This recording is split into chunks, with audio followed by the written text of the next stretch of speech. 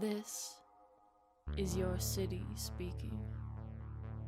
This is Satellite, the eternal city, your two-tiered home, your undying beacon of hope. I see all of you as you step from your homes, head to your work, board the trains, walk the streets. I see the CEO of SatCorp as he stands at the window of his skyscraper, thinking that the sheer height he stands at elevates him above me. He is wrong. I see the lower mechanic toiling under the tracks, comforted in the knowledge that at least they are held safe in their city's arms. They are also wrong.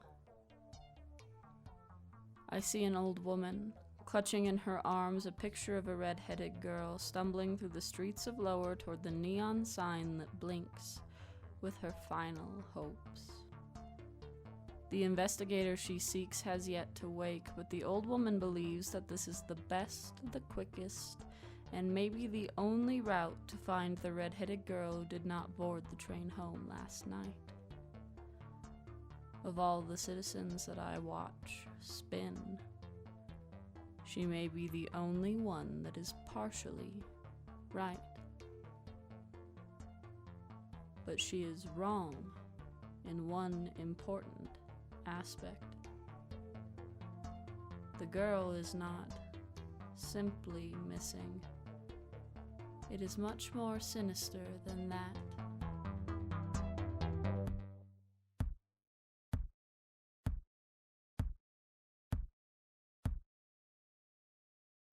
Good morning, fellow citizens. We have the promise of a beautiful dawn here in our wondrous city. Citizens of Upper, step outside and greet the sun.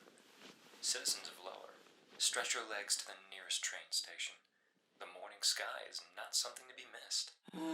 Shut up. Today we have a variety of news, including the weekly update for current prices for organic tissue donations. The price for organic tissue is high this week, and we'll be talking with one of the top researchers of SatCorp. He's making headway in an interesting new modification.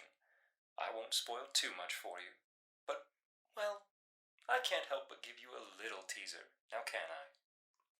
Dr. Russ Masson is researching how the size of the human eye can be increased to mimic the appearance of owls, those mysterious and rare birds occasionally spotted on church property or north of the city.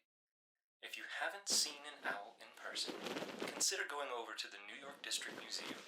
It's one of my favorite places, and I would love to meet some of my fellow bird...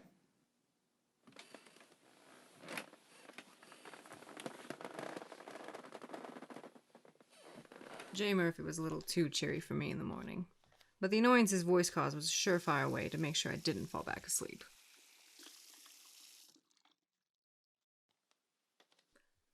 I was only a little later than usual to the office, which was still somewhat disappointing since I lived in a small apartment directly above it.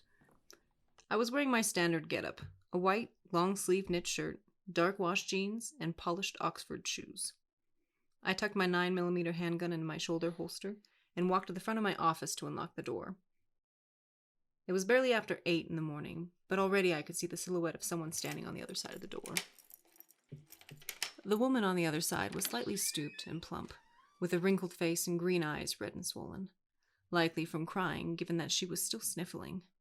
She must have been in her early 60s, which was a rare sight in Lower, since most people didn't make it that long down here. There was a piece of paper clutched in her hands, and I could just make out the logo for my office on top of it before the woman slipped it into her jacket and cleared her throat.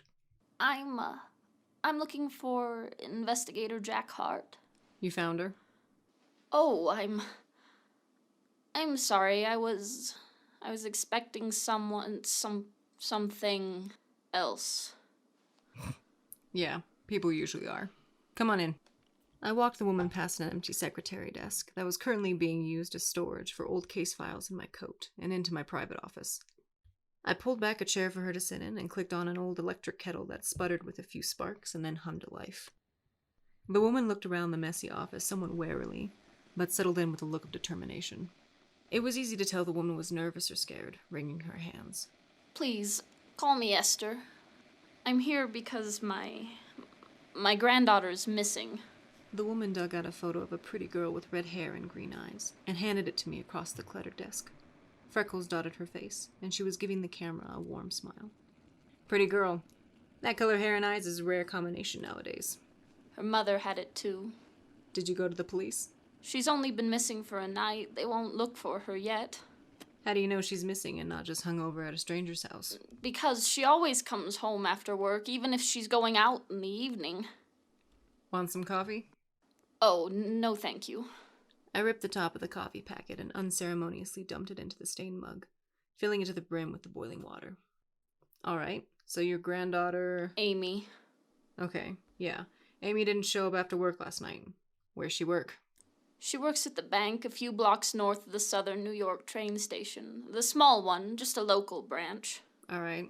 Anything else you can tell me?